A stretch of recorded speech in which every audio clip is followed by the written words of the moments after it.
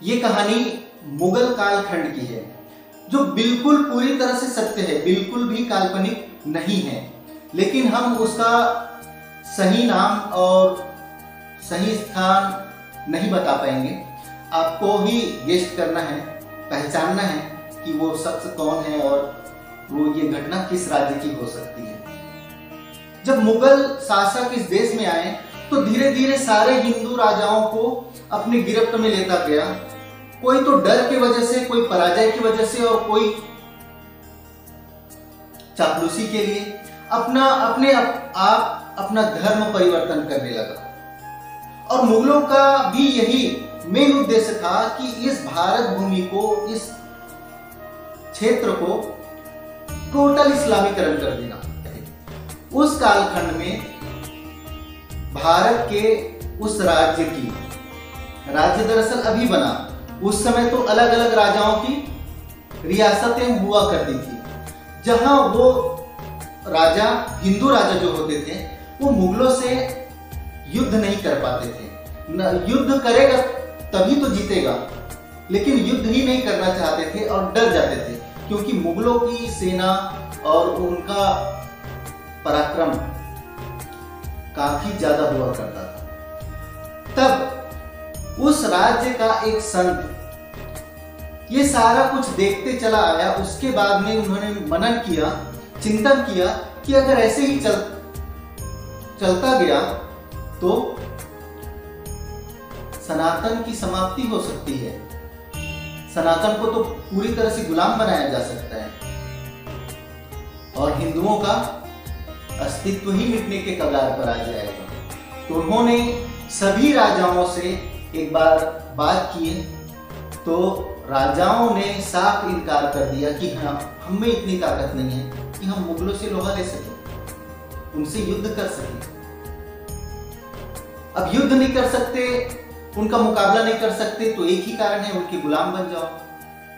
और उनके गुलाम बन गए तो अपनी बहन बेटियों को उनको सौंप दो और अपने पूरे परिवार के साथ, अपने पूरी रियासत के साथ इस्लामीकरण में शामिल हो जाओ। यही कारण था कि उस समय के उस राज्य के एक संत ने इतना भरसक प्रयास करने के बाद में भी किसी ने मुगलों से युद्ध करने का सोचा तक नहीं। तो उन्होंने फिर से विचार किया कि ऐसा कौन है जो मुगलों के विरुद्ध खड़ा हो सके और उनको हरा सके। तो एक ढूंढते ढूंढते ऐसा एक शख्स मिला जिसकी उम्र लगभग 15 साल से लेकर 20 साल के बीच में था। वो कोई राजा का बेटा नहीं था। दरअसल वो शख्स, उसके खानदान का तो कोई अता पता नहीं था, कुछ भी नहीं, लेकिन वो शख्स बहुत ही बहादुर था और उसका उस समय में पेशा उसका लूट, चोरी और डकैती हुआ करता था। उसे हर तरह से हथकंडे, कौन सा पैतरा अपनाना है अपनी प्राण बचाने के लिए और किसी को लूटने के लिए, वो हर तरह का पैतरा जानता था। तो उस संत ने अंत में उसी शख्स को चुना कि ये शख्स ऐसा है जो मुगलों को पानी पिला सकता है और मुगलों को नानी याद दिला सकता है। आखिर करता भी क्या, क्योंकि कोई राजा तो उनसे भिड़ने के लिए तैयार नहीं थे और हिंदुत्व को बचाने के लिए और हिंदू स्वराज्य स्थापना करने के लिए किसी न किसी को तो सामने आना ही होगा, लेकिन कोई राजा आने के लिए तैयार नहीं। इसलिए एक ऐसे बदनाम शख्स को चुना और उसे ये जिम्मेदारी दी गई कि तुम्हें ये कार्य करना है।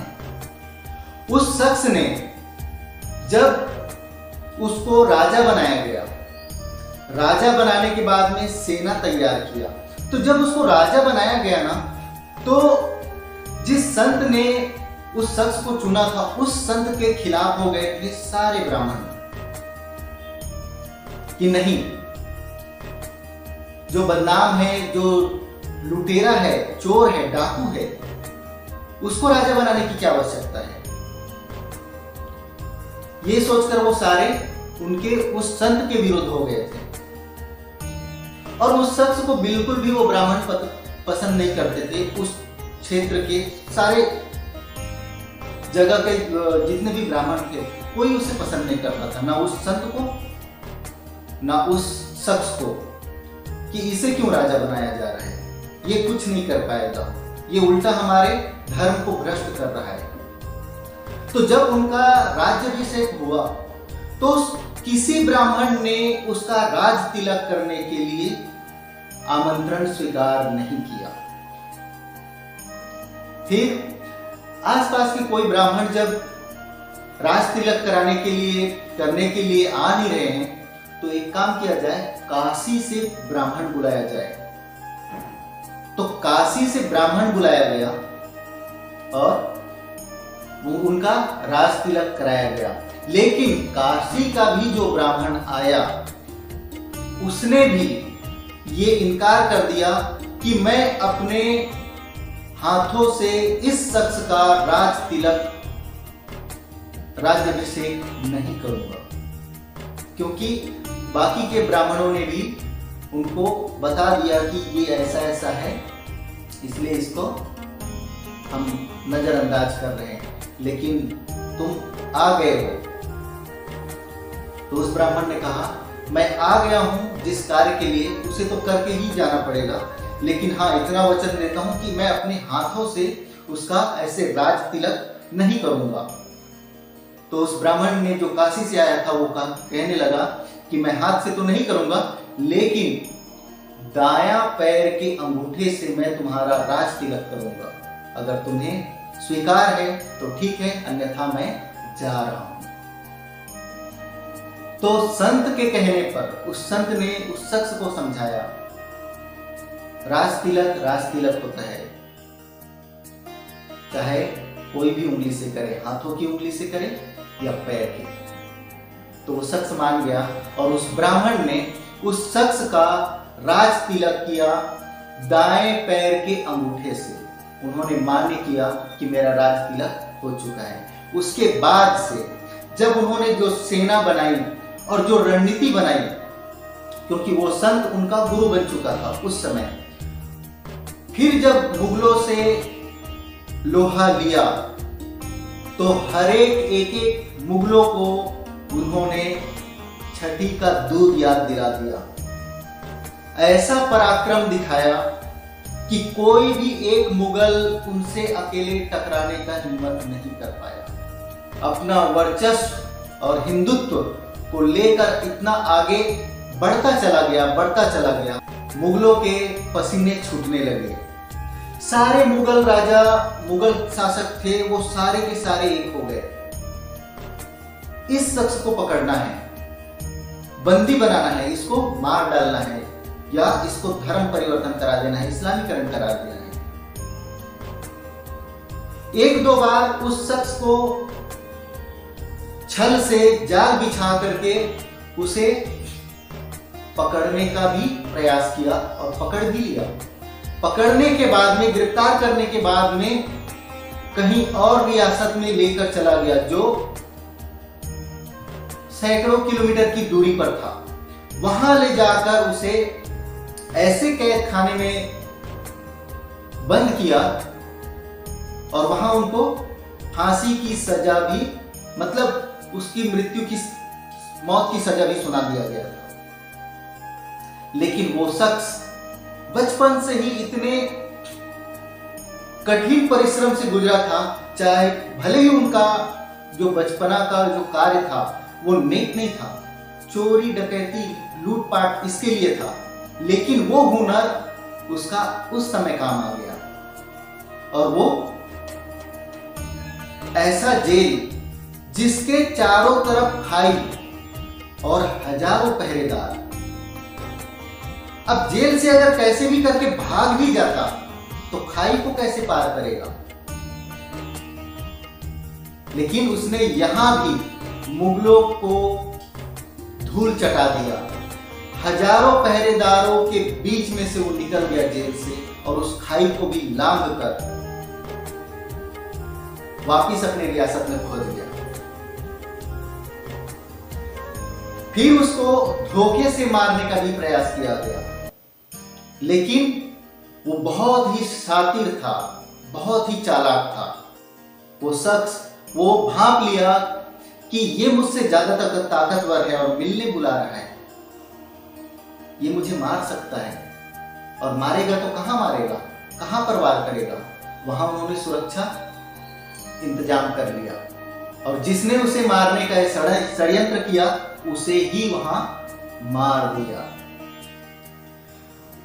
वो शख्स जब राजा बन गया तो एक भी मुगल उसे हरा नहीं पाए, और एक भी युद्ध उसने हारा नहीं, क्योंकि वो संत उसके पीछे खड़ा था। वो मार्गदर्शन करते चला गया कि ये करना है, वो करना है, कि यहाँ पर इस मुगल शासक को हराना है, वहां पर उस मुगल शासक को हराना है, और वहां अपना हिंदुत्व का वर्चस्व कायम करना है। समय के ऊपर समय बीतता चला गया, लेकिन वहां के ब्राह्मणों को, उस रियासत की, उस राज्य के, उस आसपास एरिया के जो ब्राह्मण थे, उनको उनके दिल में खटकता चला गया। अधिकतर ब्राह्मण और संतों के बीच में यही टकराव होती है। ब्राह्मणों के पास में होता है किताबी ज्ञान, ग्रंथ का ज्ञान, और संतों के पास होता है आत्मज्ञान, जिसे ब्रह्म ज्ञान कहते हैं। संतों को कभी किताबें पढ़ने की आवश्यकता नहीं होती कि मुझे यहां से ये ज्ञान मिलेगा, वहां से वो ज्ञान मिलेगा। संत अपने आत्म मंथन से जो ज्ञान प्राप्त करता है, उसी को प्रैक्टिकल करके वो ब्रह्म ज्ञान में परिवर्तन कर देता है, और इसीलिए ब्रह्म ज्ञान बहुत ही परफेक्ट होता है।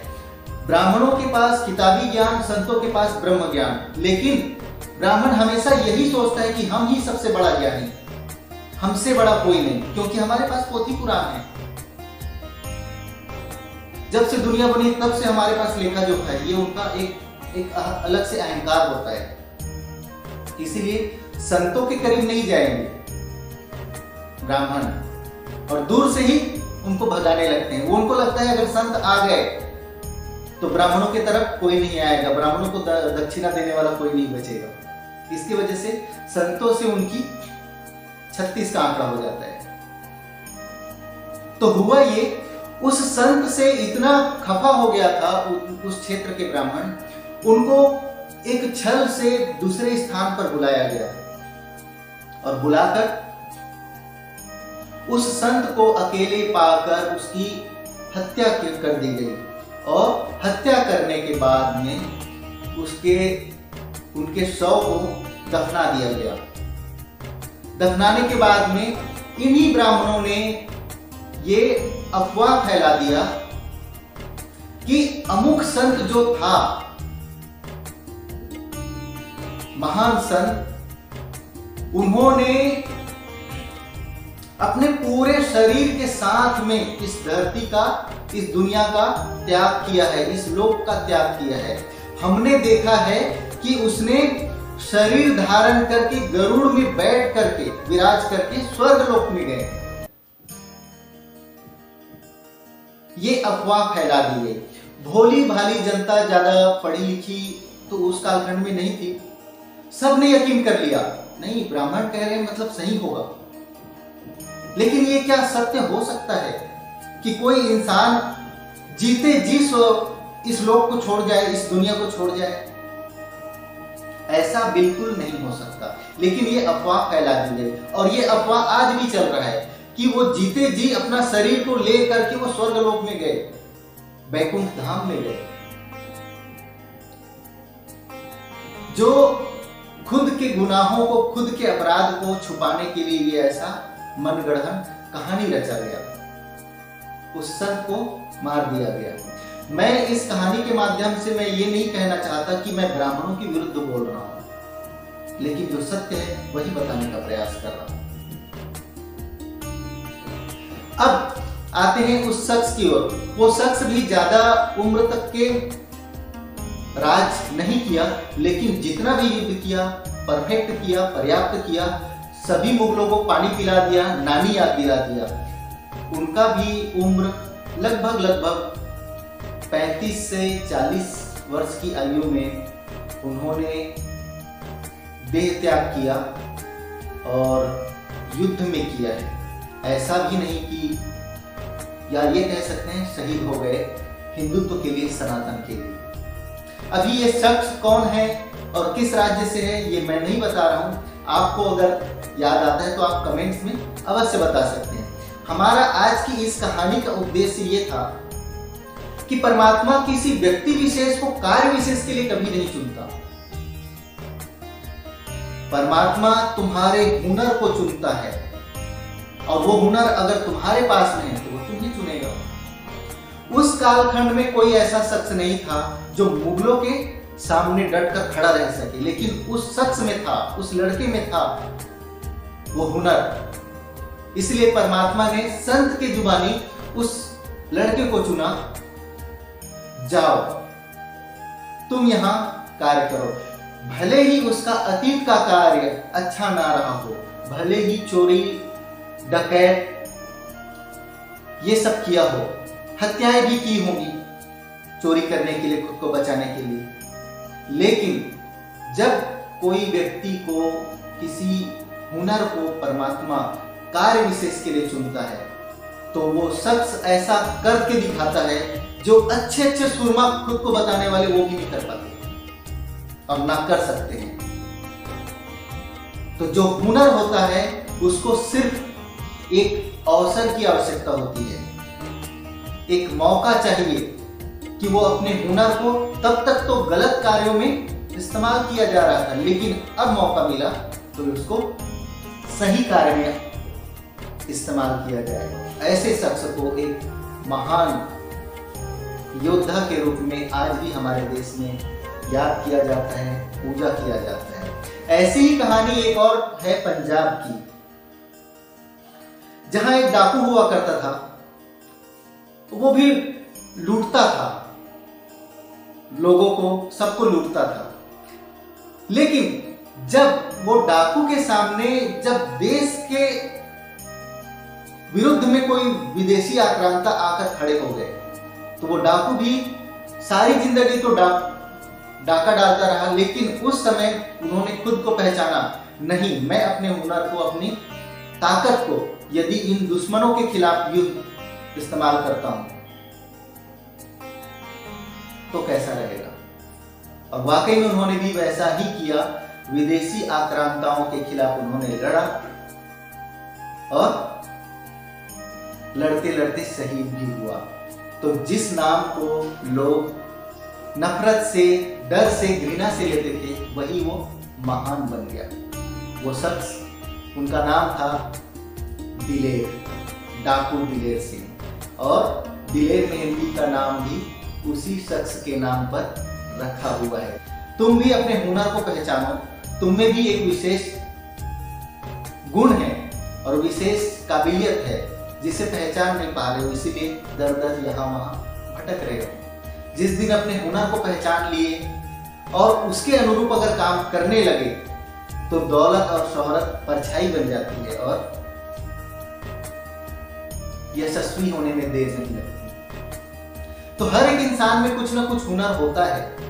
ऐसा नहीं परमात्मा ने जब इस दुनिया में भेज दिया है तो कुछ नहीं दिया, केवल 2 हाथ और 2 पैर नहीं हमारे पास, एक जन्मजात एक ऐसा हुनर भी है। अब उसी हुनर के बदौलत तुम क्या से क्या बन सकते हो, सारी इच्छाओं को, सारी मनोकामनाओं को पूरी कर सकते हो। इस देश में, इस धरती में कर्म प्रधान है। कर्म जब तक बुरा रहेगा लोगों की नजरों में गिरे रहोगे, और कर्म जब ऊंचा हो जाता है, अपने हुनर को जन कल्याण में अगर इस्तेमाल करने लग जाते हो तो वही महान बना देता है। तो आज का सत्संग इतना ही, मिलेंगे हम और आने वाले अगले सत्संग में। तब तक के लिए दीजिए इजाजत, नमस्कार।